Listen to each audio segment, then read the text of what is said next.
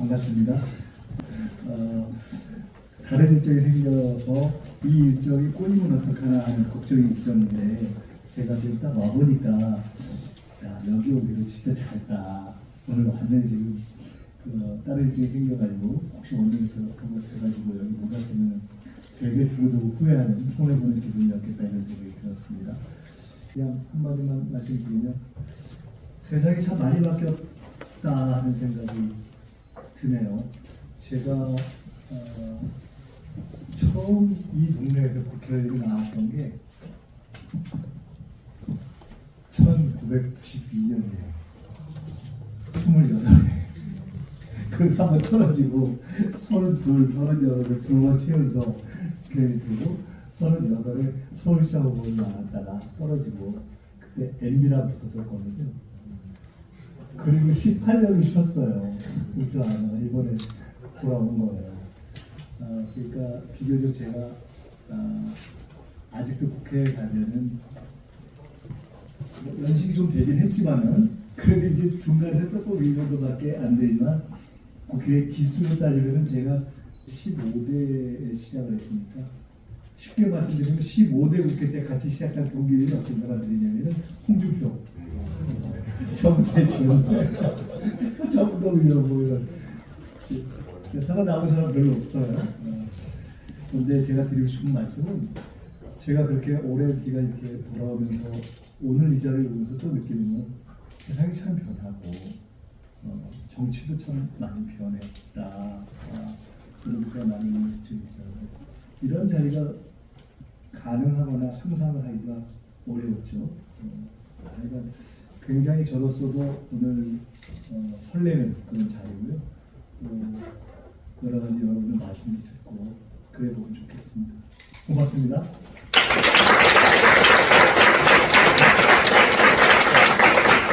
그 9번 질문인데 사실 이제 민주당에서도 지역균형 발전을 항상 얘기해오고 있고 지금 국회적으로도 필요한 상황인 것은 맞는 걸로 저희도 다 생각을 하고 있습니다.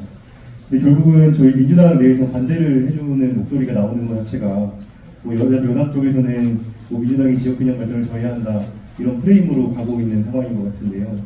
의원님께서는 보시기에 민주당 내부의 다른 의원들을 또 같이 설득하셔야 되고 그 산업은행이 여의도에 남아서 여의도를 더 발전시킬 수 있게 하기 위해 뭐 의원님들을 설득한 노력이 많이 필요할 것 같은데 뭐 어떤 뭐 취지나 논리나 아니면 어떤 방향으로 설득을 하고 계신지 아니면 하실 계획인지 좀 궁금합니다. 우리 위원장님이나 우리 간부들은 잘 아시잖아요. 제가 이제 어떻게 접근을 해왔는지. 일단 처음에는 여기 지역구니까 당연히 관심을 갖고 얘기할 수 있었고 그 뒤에는 또 내가 정책위장이 되니까 정책위장이 이것은 지역구의 문제이기 때문에 인 것처럼 접근하는 건 좀 적절치 않잖아요. 가급적 제가 얘기를 자제했어요.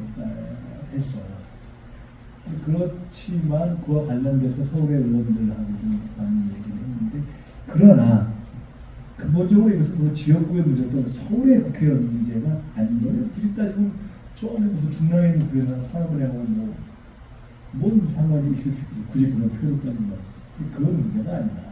이건 그냥 합리성의 문제다라고 저는 봅니다.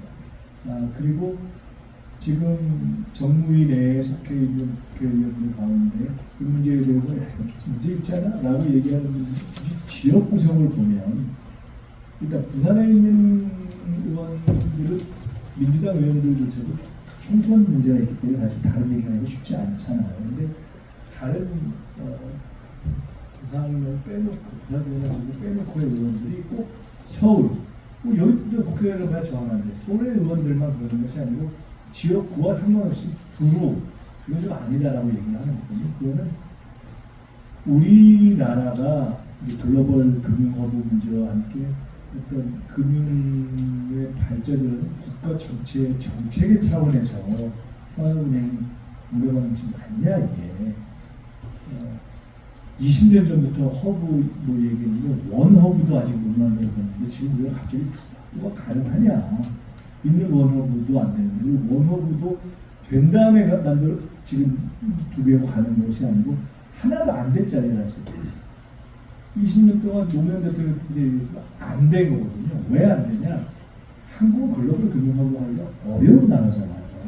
일단 영어가 안 되고, 또 외국 사람들이 없고, 일단 안 오고, 매력이 없고, 홍콩한테도 밀리고, 싱가포르한테도 밀리고, 그냥 그런 거잖아요.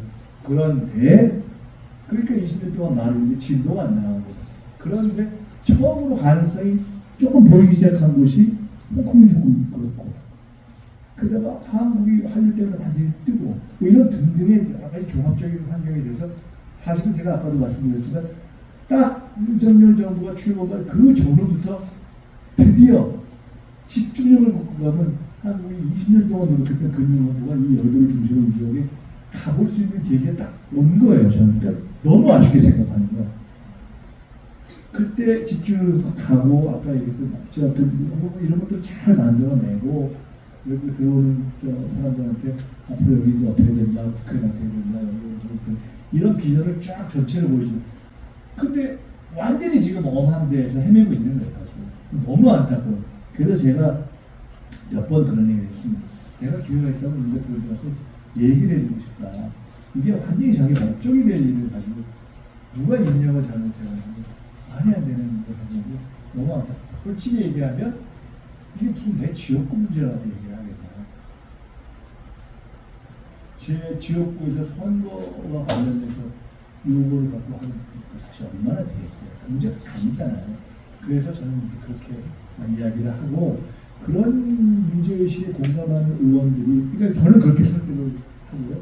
그런 문제의식에 이제 공감하는 의원들이 제법 있고, 의원들마다 접근 방법과 설득 논리가 좀 자기 입장에 따라 다르죠. 그러니까 의원이라는 것은 정치는 객관적으로 보이지 않으면 그렇잖아요. 특히나 서울의 의원들은 각각 자기 방식의 다른 논리로 설명을 하고 그렇다 이렇게 말씀드릴 수 있습니다. 그런데 기본은 그런 어떤 산업정책적 합리성에서 본다 이렇게 말씀드릴 수 있습니다. 오늘 감사하고요. 굳이 이렇게 형식적으로 따진다면 여의도나 신길동을 주거지로 해서 이번에 처음으로 입당하신 분들의 경우는 영등포을 지역위원회 소속이 되는 거죠. 그리고 제가 우리 지역위원장이거든요.